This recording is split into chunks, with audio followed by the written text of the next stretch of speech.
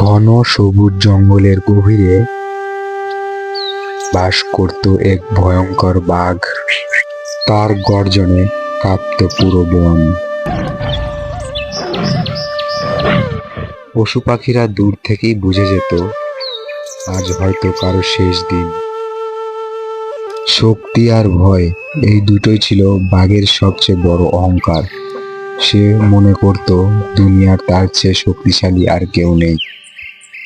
একদিন ভোরবেলায় বাঘটা খুব ক্ষুধার্ত হয়ে উঠল। সারা রাত শিকার পায়নি। রাগে আর ক্ষুধার্তে তার চোখ লাল হয়ে উঠেছে। সে জঙ্গলের ভেতরে দিয়ে হাঁটতে হাঁটতে বলল, আজ যাকেই পাবো তাকেই খাবো, সে যেই হোক না কেন।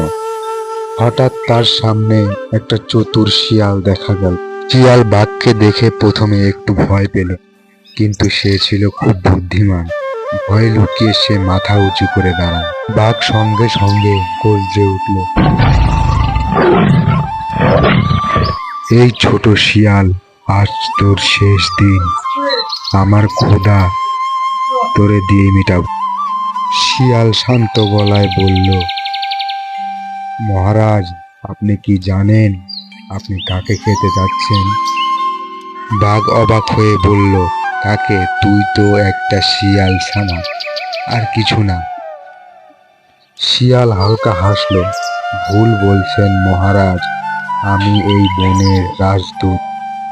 স্বয়ং জঙ্গলের রাজা আমাকে পাঠিয়েছেন সব পশু পাখিকে শাসন করতে। বাঘ একটু থমকে গেল আর ভাবতে লাগলো, এই বনের তো আমিই রাজা। শিয়াল মাথা নেড়ে বলল, আপনি শক্তির রাজা হতে পারেন, কিন্তু জ্ঞানের রাজা অন্য কেউ। আপনি যদি আমাকে খেয়ে ফেলেন তবে বড় বিপদে পড়বেন। বাঘের কৌতূহল জেগে উঠল। কি বিপদ? শিয়াল বলল, রাজা আমাকে খুঁজতে আসবে, তখন যদি সে ভাবে আপনি রাজদূতকে মেরে ফেলেছেন, ফল কি হবে তা ভাবুন। বাঘ একটু চিন্তায় পড়ে গেল। শক্তিশালী হলে সে ঝামেলা চাইতো না। প্রমাণ কি যে তুই রাজদূত? শিয়াল বলল, আমার সঙ্গে আসুন, আমি আপনাকে দেখাবো এই বনের পশুরা আমাকে কত ভয় পায়। বাঘ রাজি হয়ে গেল। দুজনে একসঙ্গে জঙ্গলের ভেতরে হাঁটতে লাগলো।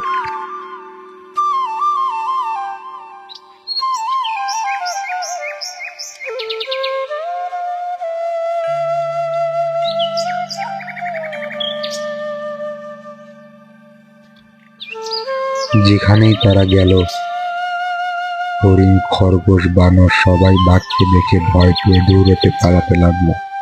শিয়াল সঙ্গে সঙ্গে বলল, দেখলেন মহারাজ, সবাই আমাকে দেখে ভয় পালাচ্ছে।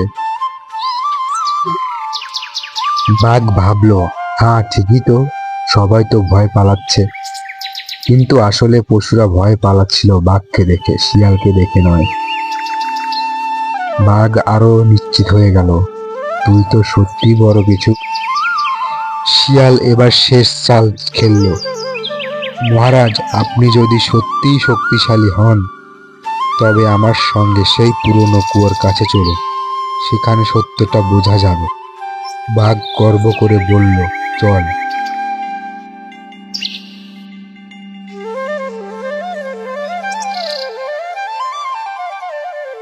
তারা কুয়ার কাছে এসে দাঁড়ালো।